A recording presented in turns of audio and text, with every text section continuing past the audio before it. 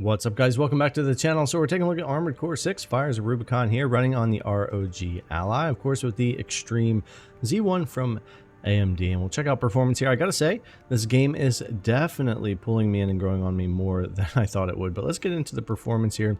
Full screen 1080p. We are going to take a look at 720p as well a little bit in the video. We're also going to be using the quality preset settings, no auto detect rendering or anything like that, and just a couple of changes along the way. So we have maximum, high, medium, low. We're going to use medium and low mostly in the video, but we will take a quick look at the others. But jumping into things here, plugged in 30 watts, running 1080p medium. Ultimately, the performance is pretty solid. There are some dips and issues with frame times, but I will say that unlike a lot of titles, it doesn't necessarily feel janky or unsmooth or give me any problems. It certainly hasn't crashed or given me any issues, and ultimately, even the way this ran on the Steam Deck, this game seems pretty well optimized for the most part. From my understanding, it's holding great FPS and performance on consoles as well. It's performing great on my desktop here on my RTX 3060, so not too bad here for the Ally. But this is somewhat the performance you can expect for most of the missions, at least the ones I've jumped into, but there are ones that really do struggle, and we'll take a look at that a little bit later. Now let's look at 15, 25, and 30 watts on the TDP here at the beginning of this mission, and this will give you a general idea at 1080p what you're looking at for the performance with those medium settings we're talking about. And 15 watts just really isn't very viable for this game. Even if you try it at 720p, it suffers and struggles and has issues in a lot of areas. 25 watts does pretty well, 30 watts does well.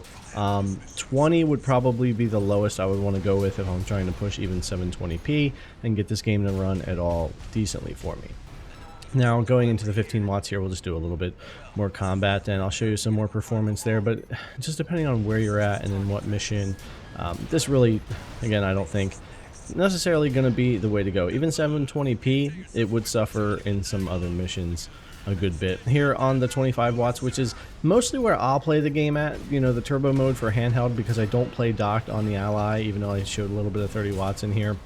25 would pretty much be where I would be at, so performance for me is pretty good with that. And then at 30 you get another couple of FPS here and there, but it's not a dramatic difference like going from that 15 to 25 or even up to that 20, which can help as well if you give that a shot. But performance overall is fairly solid and works decently here. And like I said, this kind of performance is what I'm getting in most missions, but not all. There's definitely times where we go sub 30, we go into the 20s, and we'll take a look at that shortly. Now let's go in here and take a look at some of the presets. So here's maximum preset, just standing still here at the beginning of one of the mission areas here, a good spot to kind of take a look at this. So just sitting at 25 watts for our TDP, you'll see it wouldn't be a very playable situation. You start to move and it will get a lot worse.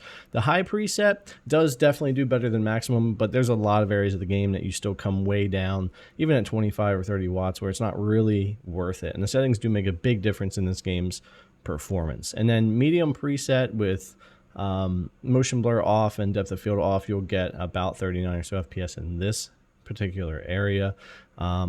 And it's not too bad. I'm using more of a custom medium low that we'll take a look at here as well. But here's the low preset, which definitely gives you a lot of gains, another 10, 11 FPS on top of medium. So there's a lot to be gained here, even sitting at 1080p when it comes to the FPS and the performance. But I think a mix of medium and low is kind of where I'm landing at. So I'll show you that here. So medium, low anti-aliasing, off on depth of field and motion blur, and then you see low on the volumetric fog, reflections, and water. And that just kind of helps make it a little better. As I go in here, I'll be between that 39 that I had at medium and the 50 or so that I had on all the way low. So we're at 44, 45. So kind of a middle ground at 1080p when it comes to that I feel like works pretty well on most missions. But speaking of that, we've got to take a look at this mission right here where performance absolutely suffers. And that's really at all watts. But 1080p medium here with motion blur and depth of field off.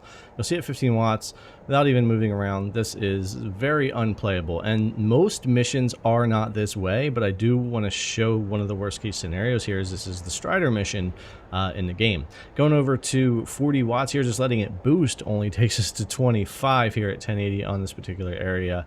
And then going to our 25 watts, which I will use a lot when I play this game on Ally, only coming in at around the 25 or so 1080p. This is where I did start to experiment with 720p a little bit more, and it definitely makes it more playable if you run into a mission like this where that medium/low isn't really working out, or medium, and this will raise this up a little higher, about 33 FPS or so. And of course, when we get into combat and move around, it's going to vary, but this gives you a general idea of how it's kind of helping. Now, if we put low settings on top of that, go all the way low on top of the 720, we gain a little bit more. And when we're this low in FPS, gaining 5 or 6 FPS can be a big difference of being in the 20s or 30s. Going 1080p low, again, takes us way down when it comes to that resolution and is a lot harder to run. And as you get into being busy, you'd be down in the 20s in this level. This is with settings all the way down as low as we can go at 1080. Going to 720 though, in the same area, you do gain enough for it to feel more playable. So I did want to mention that in this mission, that there are some missions like this one that could cause you issue and you might want to pop over to 720p,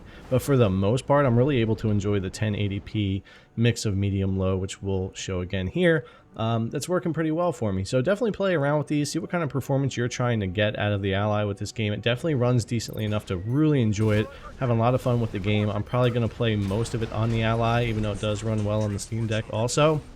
I just like being able to actually pull off 1080p most of the time. I would say the first 9 missions or so I've done, 1080p worked great. I only had to use 720p in that one mission so far.